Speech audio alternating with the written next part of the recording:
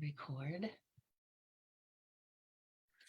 Hello and welcome to the Transformational Speakers Podcast. I'm your host, Erin Lomanjet, and I'm super excited to have a dear friend of mine. We just reconnected after being separated amongst all these last 3 years, of course. But Morgana Rae is an international #1 bestselling author of Financial Alchemy, 12 Months of Magic and Manifestation. She's regarded to the world's number one authority on transforming relationships with money. She has been featured in the Wall Street Journal, Yahoo Finance, all the major TV networks, coast to coast radio, and she was the recurring Money Maven for Fox TV. Morgana's fans call her the money goddess because of the many documented examples of clients making unexpected income of 4, 5, 6, and even 7 figures within hours of changing their relationship with money. A pioneer in the personal development for close to 30 years. We wouldn't want to tell how old you are on that. Morgana writes, speaks, and coaches from a desire to empower idealistic entrepreneurs, artists, healers, and humanitarians to have a big impact in the world and to heal the rift between the heart, spirit, and money. And I'm super excited because not only do I have her book, but she's relaunching and having her 10-year anniversary. So I'm excited to have you here. Thank you so much for being here. Thank you. I love the book from 10 years ago, and it was out of date. Like, we grow, we learn stuff, we get better at things. And I was opening up the book last year and rereading it. And it was kind of a bounce between, wow, that's really good, I wrote that. And that needs to be updated. So that's why I wrote the book, because honestly, over the last 10 years, I've gotten a lot more clients going from nothing to million and multi-millions and all the stuff in between. And I just wanted to bring it up to what I say now, because I think this is better. And no dispersion on the old book. One of my clients had her first $250,000 sales month using the old book before I ever knew she existed, before she hired me. So, but it can always be better. So let's have a party and make a better book and connect with old friends and, help as many people as we can. Yes, for sure. And I love this because this is I think probably in the last 3 years, everyone somehow has been financially impacted from everything that's been happening. But what I would say is this is a new time to renew your relationship with money. And that's what I love about the true alchemy, the financial alchemy. So tell us more about what are the basis of this alchemy? Oh, thank you for asking. I believe I have coached tens of thousands of clients, and I've noticed a few things along the way. One of which is that money is the #1 excuse that human beings give for what we can't have, do, or be. And I'm not just talking about people who are in financial anxiety because you're really in a tight space. I have coached clients who were couch surfing on public assistance, really like scary scarcity stuff.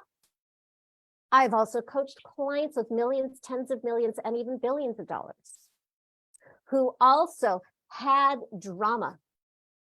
Many fear of not having enough, being targets, it getting in the way of love, and none of that is a good relationship with money. So I believe that our relationship with money, and this is, I think, one of the things, the nuances that I've changed in the new book, is really our relationship with money is a mirror of our relationship with life. That's really, every time I talk about relationship with money, I want you to have great financial results, yes, but what I'm actually working with you on is a new level of relationship with life that may be deeper than you've ever touched before, because money tends to be like the last frontier for the masters who have nailed everything else.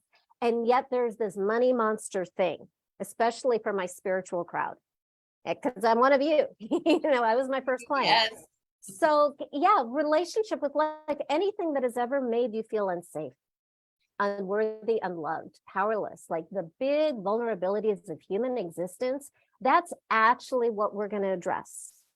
And money is just a yummy side effect of this work, because all of those wounds show up in our relationship with money as if money were a person. We could, honestly, we could talk for hours or years about negative money beliefs. We could have lists of negative money beliefs and lists of positive money beliefs. Lots of people have done that. That didn't work on me. It's fascinating and it's interesting, and I've never really seen it change anybody on a deep level, because that's conscious stuff, and we're all smarty pants and hard workers, really good at the conscious stuff. But the real blocks are completely below our conscious awareness. Otherwise, we would have fixed them. Or be aware of them. Yes. Well, becoming aware is really 90 to 99% of the solution. And it's also, in my experience, the most challenging part. That's the not feel good part.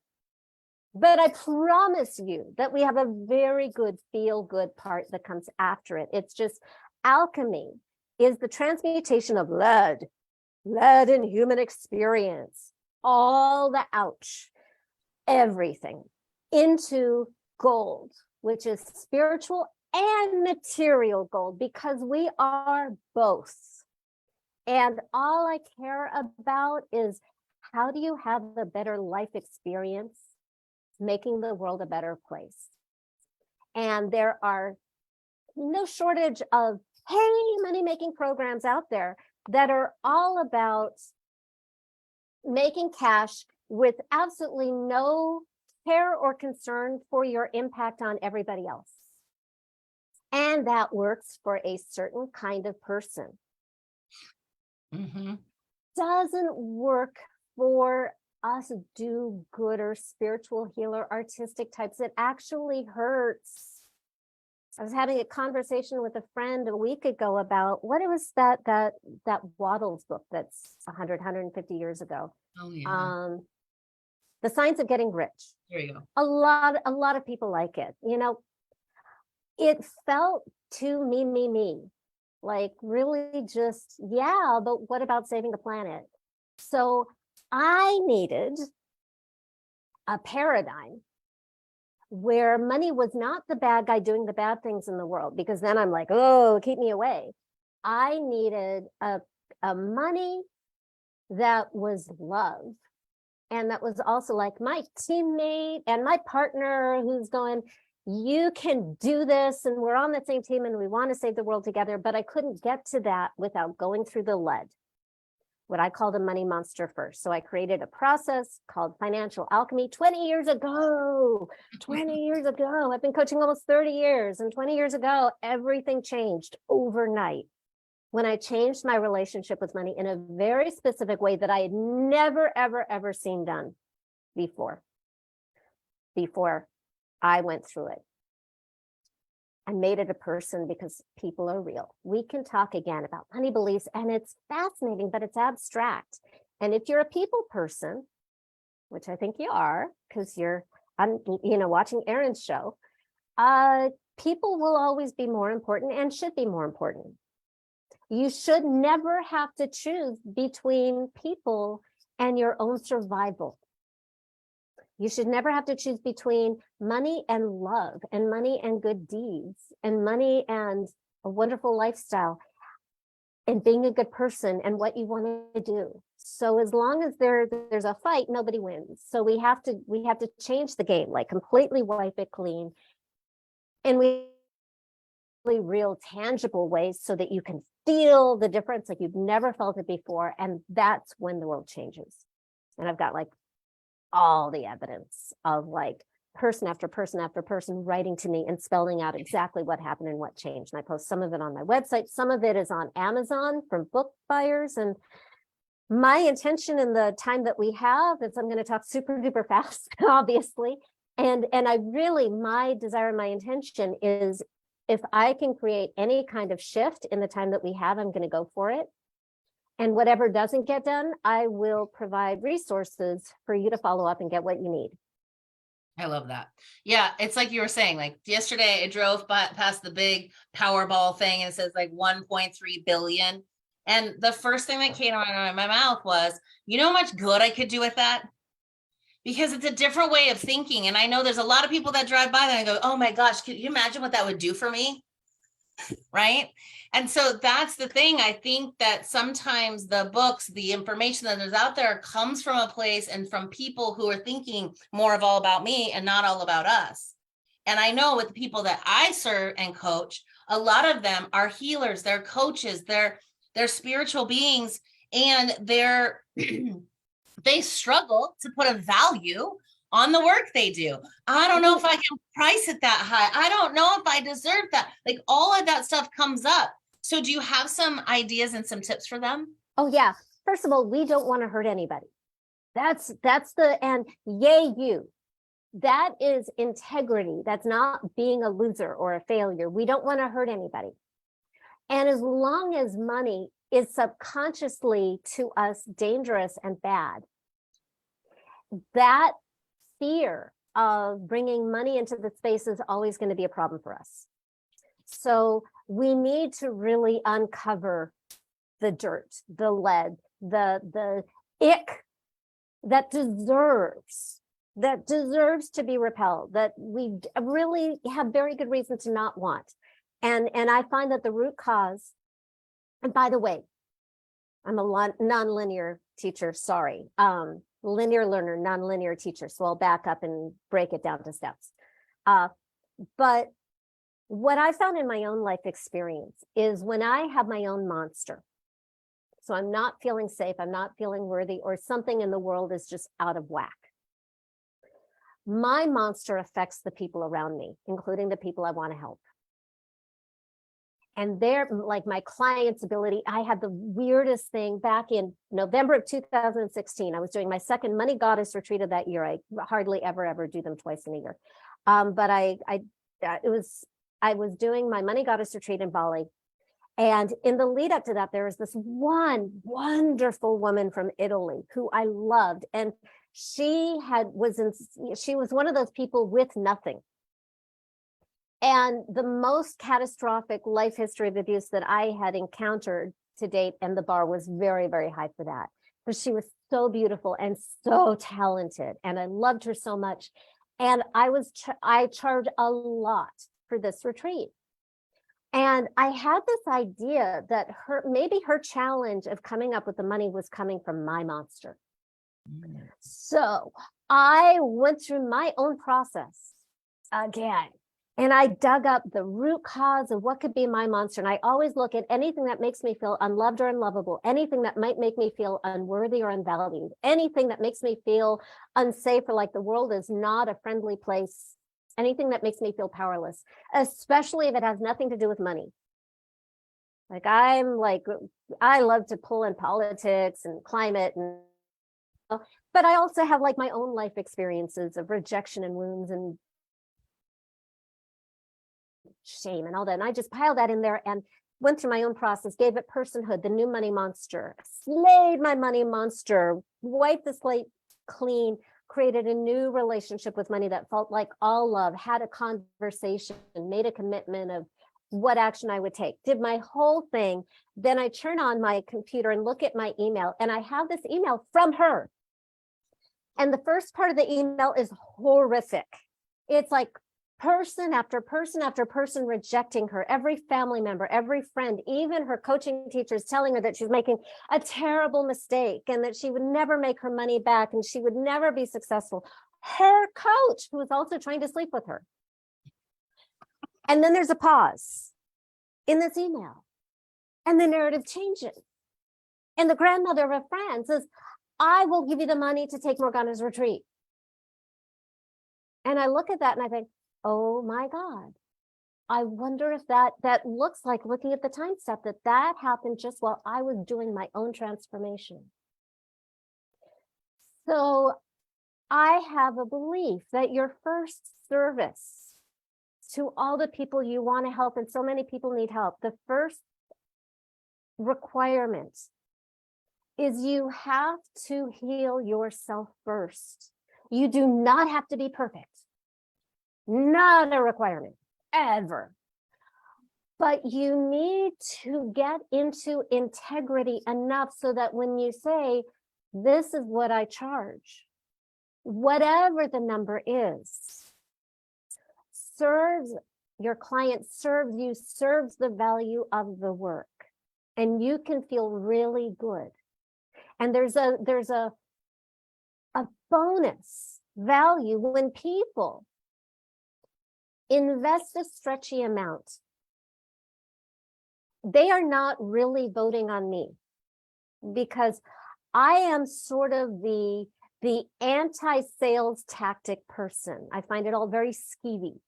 I'm completely susceptible. All that shit works on me. But I will not play games. I'm not going to say like, this is the fee. And then I'm just like, this is it. And then I shut up. This is what I learned to do when I changed my relationship with money. I've even tried to talk somebody out of hiring me, and then she talked me into it. She was from Kazakhstan. And I was like, oh no. And she was like, I saved up a year. And I was like, oh, okay. What I found is that when clients really invest enough and they make the decision that they believe in themselves, they trust themselves, they believe you're the right person for them, and you don't have to trick them or learn any tricks to do that. When they are heavily invested, there is just no freaking way they are going to allow themselves to not get the results they came for, which is what we want if we're a coach or a healer. And by the way, when you charge a amount and you're somebody who cares and has integrity, because not all people do. Lots of people can charge plenty and they really don't care. But if you do care, the pressure is on you. And that's a good thing, because it makes you show up in a different way. Because you have to make sure that they get more than they invested. And that means more the more they invest. So there's a funny thing about money, which it magnifies what's already there, the flaws and the good parts. I find, and there was even science back in 2008, they did this brain scan. I'm a real like woo-woo brainiac. I love science. They did this brain scan where they wired people up, and they took them through images of family and pets and things that they loved. And these people, all the parts of the brain that are expansive and generous and happy and genius lit up. And then they brought up the topic of money, and it all shut down. And all the activity was in the back of the brain, the limbic reptilian survival, competitive, I don't have enough part. So that's how we're wired when it comes to money, like evolution. And so my process of financial alchemy is to activate, light up your neurology, bring up all the trauma that is necessary for change. You don't need to get all of it. You do not need to re-traumatize yourself. If you're starting to dissociate, dial it back. That's what I do. That's why I'm here, to make it safe. Change happens at the speed of safety. If change isn't happening, it isn't safe. It's not a mistake. If you're doing everything right to make money, mistake, you are protecting yourself. We have to make it safe first. So step number one is digging up really what you're protecting yourself from.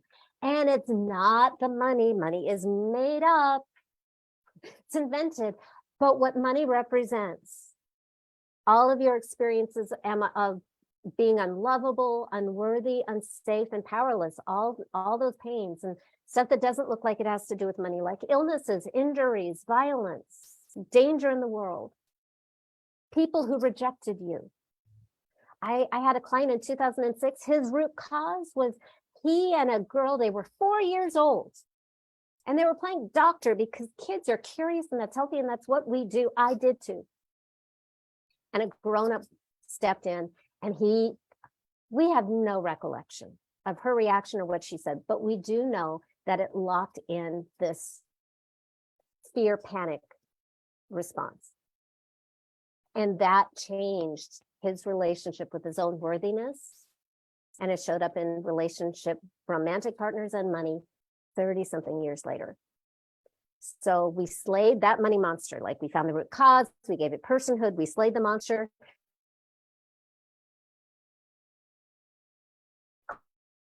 I now say met as if it's its own entity.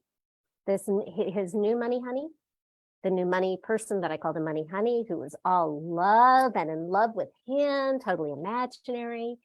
And he got wisdom from having a conversation with this new entity who he loved, who loved him. And then the final step, 6, counting my fingers here, is you take action. And his money honey wanted him to take his son to France. He loved France. And she said, I want you to use me, but I want you to use me for things that are worthy of me. So the solution to all of his financial it's what I love about step 6 is it's very often not linear, not obvious, but there was something about the act of going to France with his child and knowing what was valuable and knowing that he could do it. So he did that. He made a commitment to his money honey. He took the action. He went to France with his kid, and I'm trying to remember, I have it written down in my testimonial somewhere, but I think it was like $1.5 million in 6 weeks, which is kind of cool. So back to it, and this is a man who was stuck for years and years and years. So again, if you're stuck, it's not your fault. But the good news is it's your responsibility, because you have the ability to respond, but you have to find out what's going on so you can change it. So step number 1, uncover the root cause, dig into life experiences that made you feel unlovable, unworthy. Like, what's the worst thing you've ever said to yourself or been said to you that you really, and something you're ashamed of that goes way back or recently, it doesn't matter. Anything that makes you feel unsafe. And it can be way back or it can be right now, but it's personal. Anything that has ever made you feel powerless, helpless, dump it all in there. This is like law of attraction, friends. Take a deep and cleansing breath. It's going to be okay. Take off your law of attraction hats, lock it up in a steel box and bury it 30 feet below ground. You will get to have it after, but it will not help you with this. It will dilute. What we want to do is we want to create maximum polarity by only going for the bad, negative stuff. Get it out of the way. It's like sucking out the poison so that it's no longer there. There's no magic in neutrality. When you've got, well, things are bad, but things are not that bad. That's like what I call money mud. It's not the lead, it's not the gold, it's just stuck. So the more you go into lead, the more you stretch like elastic, like a catapult, to go really fully, full body, full self into where you want to be. But first we go in the wrong direction first. It's like swing dancing. There will be maybe one person watching who gets the reference, but I'm a swing dancer. So, what do I think that way. Step number 2 is when you get your critical mass of ick. Again, you do not have to traumatize yourself. We're not here to harm. But I want you to feel it. And the money story can be really terrible, but it's not about the money, and it's usually not deep enough. It's the stuff that money represents. The like, am I even worth being alive? What's the point stuff? When you get enough of that, then and this is a really big freaking leap of imagination, then you imagine that the root cause is a person. It's not you. It's not you. And it's not your parents. Even though your parents or somebody in your life may be monstrous. That does happen. We get it. I would say, and I'm throwing in as much of like doing this for 20 years as I can. I will not get it all. I do not expect anybody to master this in like 30, 40, 50 minutes, or however we're doing. You don't want to make it your parents, but I would say, but maybe the monster used your parents or whoever did you harm to hurt you. as if it's a puppet master. I find that a very useful way of looking at it, because you want the monster to be bigger than any actual people. And also because step number 3 is you are going to kill the monster. This is one of the things that I didn't say so much in the beginning. And now I'm looking at the people who have the real results, and there's energy, especially for my love and light vegan crowd. I want you to dive into the victim experience in step 1. Your victim experience is sacred. It has magical powers. It humanizes you to give you the humility to respect and appreciate the suffering of others so that you can help and heal in a way that you couldn't without it. And you did the time. So let's just, milk it, use it, and never have to go on that ride again. One of the ways to get off that ride is kind of the sacred warrior energy of slaying the monster. It's rejecting what no longer gets to exist in your life experience. There can only be one. There's the monster or you. Choose you. And make the monster gone by any modality that you can imagine. Pick what is the funnest and most lethal and permanent and irrevocable. No bloody bits to reconstitute a monster zombie later. Gone. That's step 3. That's why it's not your parents, because you really wouldn't kill your parents.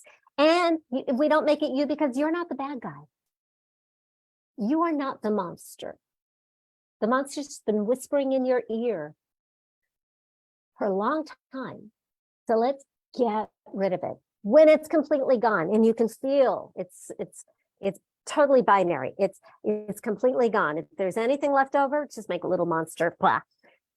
That's fine. When it's gone, there's an emptiness there. It can feel light and great and expensive and woo. I've had clients on the phone say, "Oh my God, the sun just came out." I have that power. Yes, I do. No, I don't. Well, maybe. It can also feel kind of scary because it's different. There may even be grief. That's fine. All of that is a sign of success. It's just different. Yay, you. Now we have the fun part. Yes, there is a fun part. Yes. And that's where you get to meet your money honey. And when the monster is gone, all that exists, all that's left is love. So this new person feels like love. And it's a healthy love. And it's a respectful love. And this is a person who loves you and chooses you and admires you over everybody in the world. And by the way, I have done this process on people's love monsters too. And that works. I did that process on my own love monster and met my husband 2 months later when I was 45. I'd never been married before. Now I've been married 26 times in 21 countries to the same guy. That's another story. But a very nice, happy side effect of this work, because remember back in the beginning, 30 hours ago, I said, we're really talking about your relationship with life, and money's a nice side effect, because we're really talking about your relationship with life, and it's all holographic. When you do this process, it also changes your relationship with love. So the number one rule of Money Honey is your money honey loves you, and your money honey is safe. And you have to also want your money honey. It has to be a person, an imaginary person worthy of your deepest love and admiration. I like the model of a lover because I found that works the best. My clients get the biggest money. It's the most fun. And you're equals. It's not like your money honey is Oprah and you're here. Not equal. You can break your money honey's heart. You are partners, but you also have the body, so you're the more powerful partner. And it's good to be loved. You get to see yourself through the eyes of love and go, whoa, not bad. I never saw myself that way. Ooh. And that's fun too.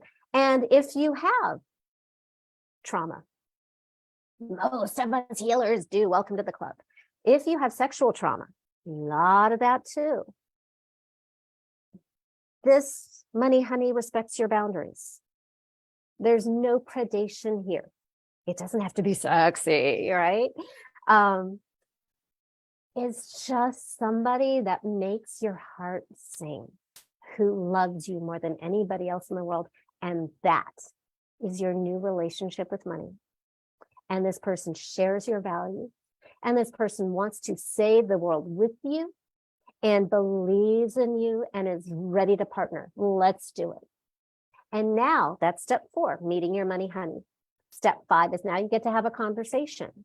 So all those crazy dramatic circumstances that got you to this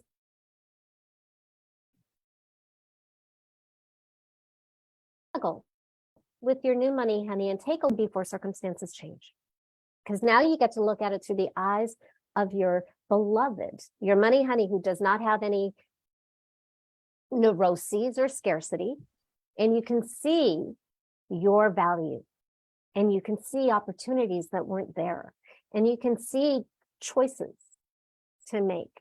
And you can actually ask your money honey for advice, and you can have conversations.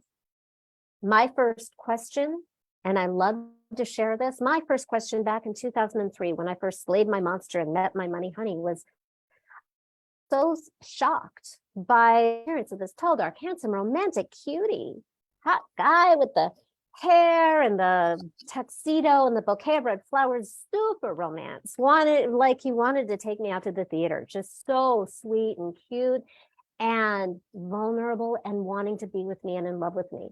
And I could feel how much he wanted to be with me. And that created a new problem was, oh my God, I'm a Valley girl here. Oh my God, I don't know how to let money be with me. So I asked, and I said to him, what do you need from me to allow you to be with me the way you want to be with me? Which is a totally different question than what do you need from me to love me? Love is unconditional.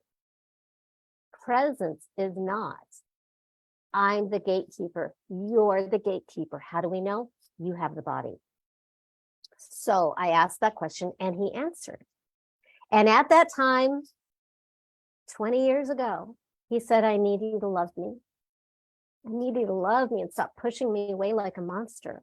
And I could feel how much that broke his heart. And it was one of those, like Reddit has, am I the asshole? I was the asshole. I was pushing him away and I didn't want to do that. So I gathered up my superpowers of codependency and people pleasing, right? And decided I will be a good relationship partner to the cute guy. So what does that look like? And I suddenly I thought of all the times people came to me and wanted to hire me. Seriously, people wanted to hire me. I had great marketing, great reputation, mountains of celebrity testimonials, and people would talk to me and they would ask me what I charged, and I would chuckle, I know I'm the only one, but oh my God, I would get so ashamed to ask for money to help somebody. And I had a moment of, oh, wow, I was treating this sweet guy like a monster, and how much that hurt his feelings to be rejected like that. So I made a deal that next time he brought me a gift, I would say thank you.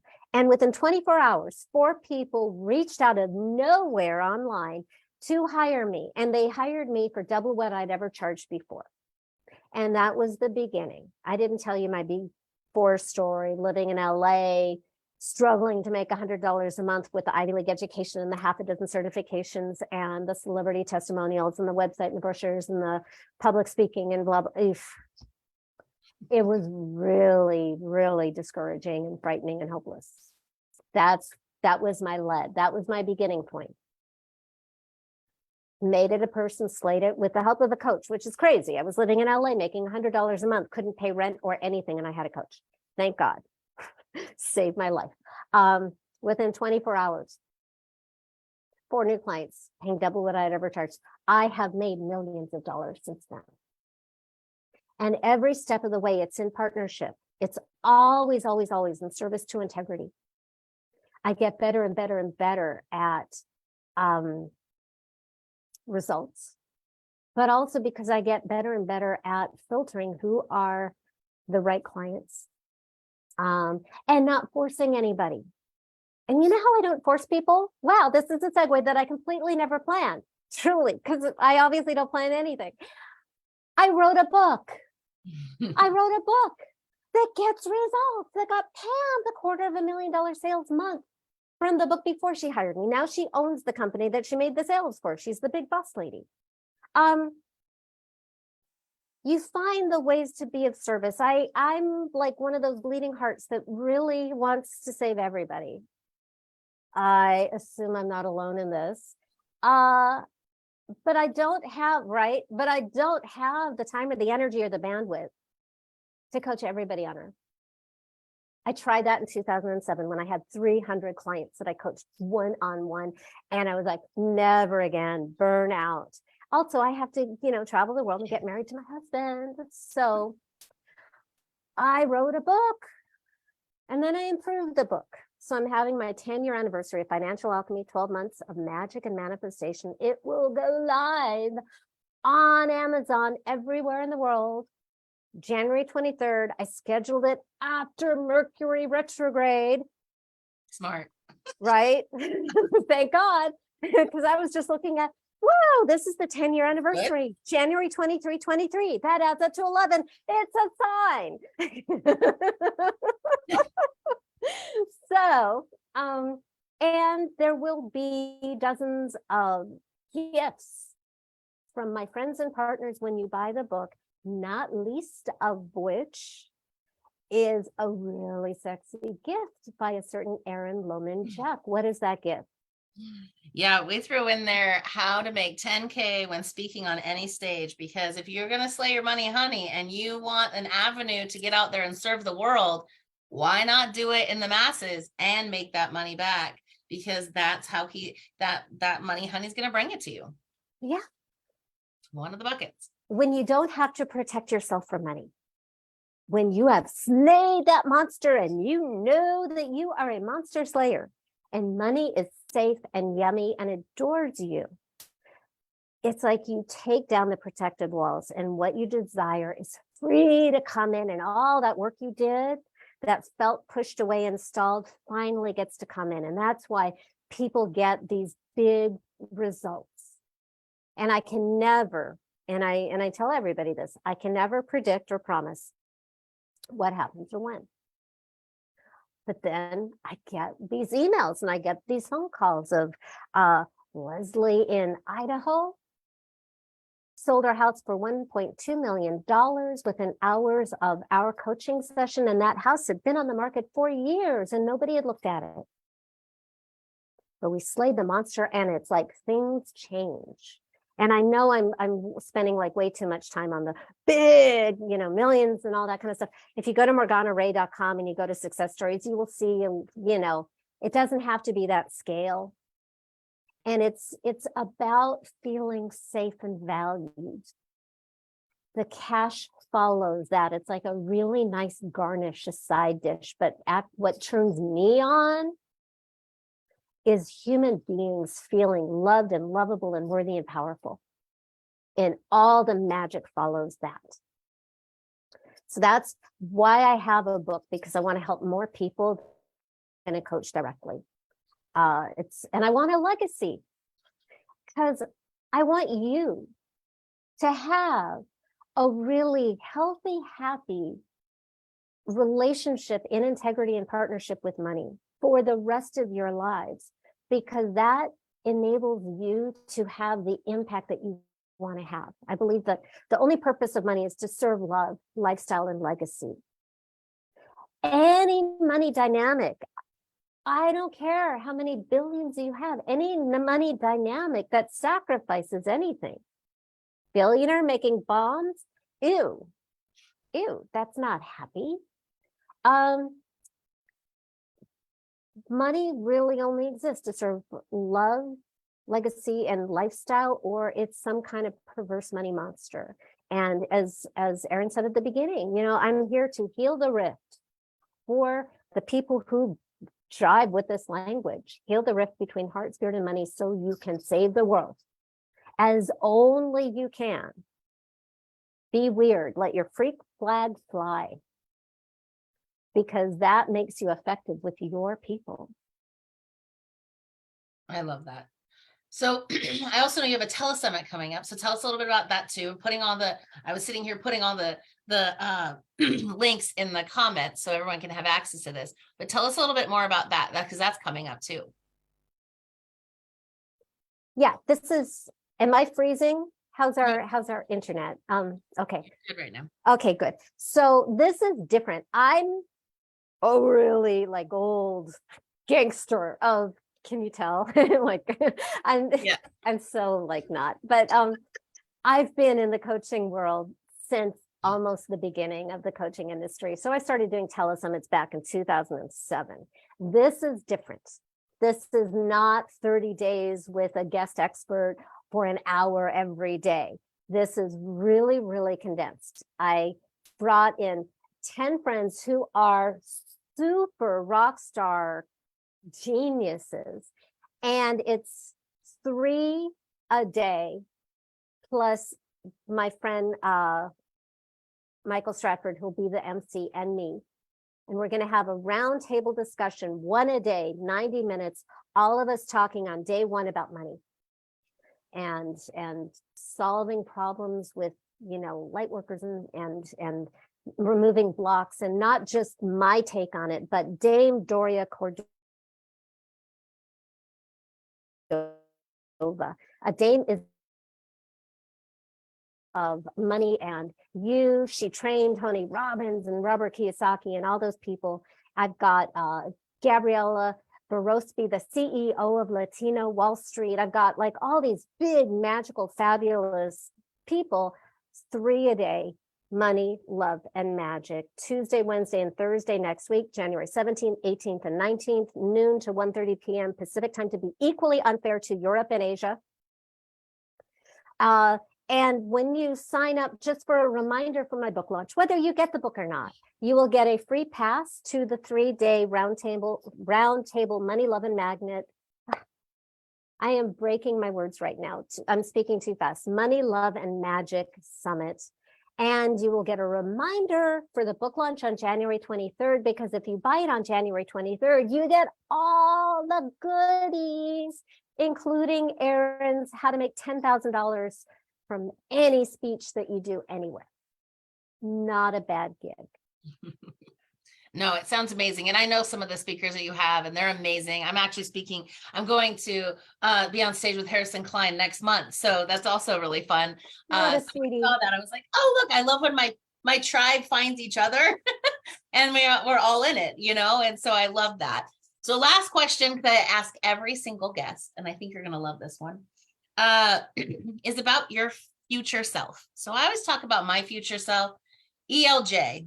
She's a $40 million company, sat under the trees with Oprah, New York Times bestselling author. She's done all of the things. When I need advice, I actually bring her in and ask for advice. So if I was to bring your future self here today, what advice would she give you? It's funny because I did that 35 years ago for my 50-year-old self, and now I'm 56. So 36 years ago. And it was so comforting to like see my future self, who in my mind's eye was really fat and really happy. My future self is more badass. She's like a more badass, more chill version of me, more powerful, but not a lot different. There's not really to add besides a lot more travel. Like I just really want to travel everywhere and get married everywhere. So her advice to me is